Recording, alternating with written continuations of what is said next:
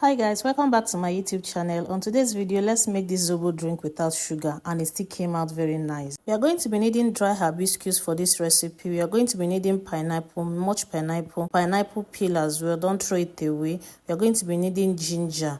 We're going to be needing enough ginger. We're also going to be needing cloves.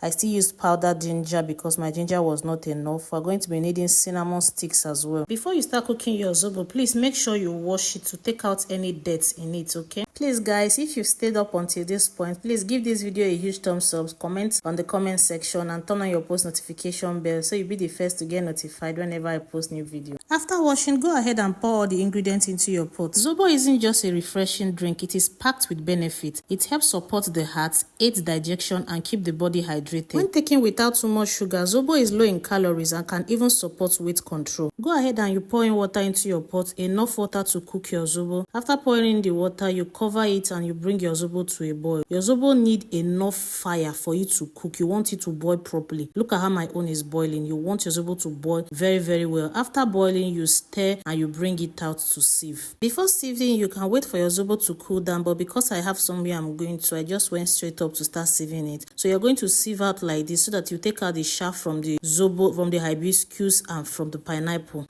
After sieving, you go in with your blended pineapple. This is the only sweetener you need for your Zobo. Like I said, we are not going to be using sugar for this recipe. Your Zobo don't need sugar. Just go in and you put in your pineapple, stir everything together, and we are going to be sieving it again. Why? Because after putting in your pineapple juice, there will still be chaff in it. So you are going to be sieving 2 times. So after sieving like this, you just go ahead and you take out the chaff. But if you like your pineapple chaff, you can as well leave it because it is edible. It is not bad. So you just go ahead and you sieve everything, keep it for some minutes to cool down. That is it. Your Zobo is ready to be bottled. I give my children Zobo to school because buying this juice at times, I don't really like it. So if you are somebody who don't want to cut down on giving your children packet juice, you can as well do Zobo for them, and it is healthy. So you just go ahead and you pocket your Zobo or you bottle them. This is how I bottle my own. It is as simple as it is. You bottle them and you can refrigerate them, put them in your freezer or in your fridge. That is it. Your Zobo is ready. If you are somebody who wants to start selling Zobo, you can start like this and it is easy.